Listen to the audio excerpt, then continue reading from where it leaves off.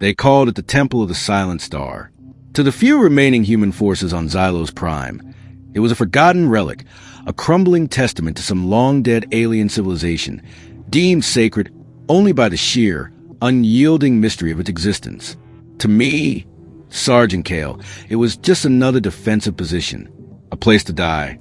My unit, what was left of it, was gone, just dust and echoes in the wind-scoured plains outside. Now it was just me and the encroaching silence of the Varl. I gripped my energy blade, its hilt warm in my gloved hand. The yellow glow pulsed, a fragile beacon against the encroaching darkness of the Varl night. They were coming. Again, bigger, stronger, with more numbers than any human commander in their right mind would ever face. My orders were clear. Hold the temple. Defend the inner sanctum at all costs. An absurd, suicidal order. What was in there worth dying for? Nothing but a massive, crystalline sarcophagus, pulsating with a faint, internal light, like a sleeping heart.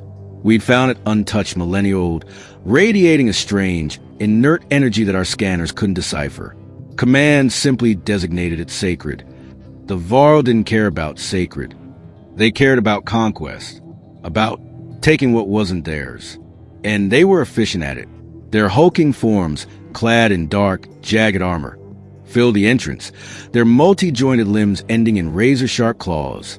They shrieked, a sound that scraped against my very soul, and surged forward. I met them. My training was brutal, honed in a dozen desperate skirmishes across the rim worlds. I moved like a ghost, my energy blade a living extension of my will, slicing through their thick hides, deflecting their clumsy, powerful blows. One fell, then another.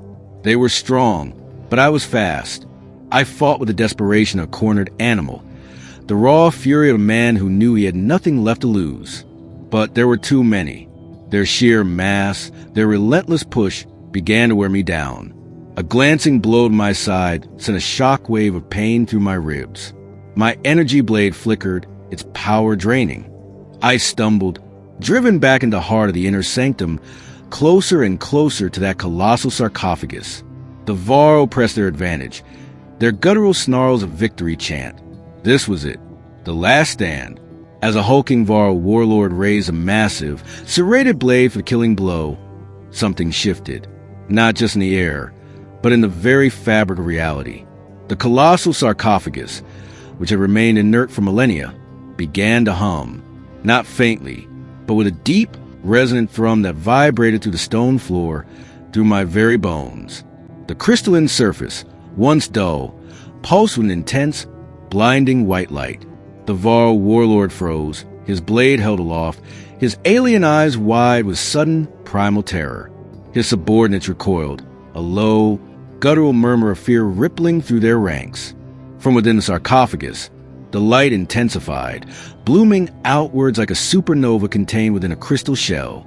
The hum became a symphony, a pure, resonant tone that filled the ancient temple, silencing the Varl, silencing my own ragged breathing. And then she emerged. She was luminescence embodied, not made of flesh, but of pure, shimmering light. Her long, white hair seemed to drift like smoke. Her flowing down billowed around her as if caught in an unseen wind. And her wings, vast, feathered constructs of pure, radiant energy, spread out behind her, dwarfing the crumbling pillars, casting everything in a blinding, ethereal glow. She was a very image of the legends, the celestial being whispered in hushed tones by ancient cults. An angel, a goddess. She floated inches above the ground, her bare feet barely touching the stone. Her gaze, eyes of pure, unblinking starlight, fell upon me, not with warmth, not with benevolence, but with an intense, piercing scrutiny that felt like my very soul was being laid bare. My heart, already hammering from battle, now threatened to explode. This was it, the divine intervention. She would smite the Varl, cleanse the temple, and grant me, what? Strength? Riches? Safe passage home? My wildest dreams flashed through my mind. A life of peace, a quiet farm on earth, never seeing a Varl again. But she didn't smite. She didn't move towards a Varl. She simply observed them, and then her luminous gaze returned to me, filled not with divine fury, but with something I didn't expect, a profound, ancient weariness, and a question. Goddess voice, ethereal resonant, carries a faint echo, sounds ancient and vast, slightly sad. Why did you keep me here?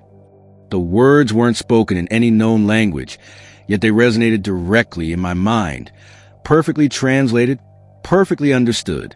My energy soared, still clutched in my hand, felt utterly useless, a toy in the presence of true power. Keep you here? I stammered, my voice cracking. I was defending the temple. Defending you. The Varl, they're the enemy. They were trying to break in. Goddess. Break in, yes. To free. To release. Not to conquer. You guarded my cage, human. For millennia, your kind has guarded this containment unit, believing it a sacred shrine, believing me a dormant deity. You have misinterpreted everything. My wildest dream wasn't a farm on Earth. It was an end to endless war, an understanding of a universe beyond human dogma. And here it was, offered to me by the very being I was supposed to be guarding. I made my choice. The air crackled with raw energy. The crystal containment unit began to fracture, lines of brilliant light spider-webbing across its surface. The Varl warlord gave a guttural cry, but this time, it wasn't a war cry. It was a roar of release, of understanding. He and his warriors began to help, tearing at the ancient mechanisms, amplifying the disruption. The temple didn't explode. It imploded, then expanded, not into ruin, but into pure light. The goddess, with a final radiant smile that encompassed me, the Varl, and the entire planet, dissolved into countless motes of pure energy that ascended into the heavens, integrating with the stars themselves. The Varl stood, their weapons dropped, their eyes wide with shared, silent comprehension.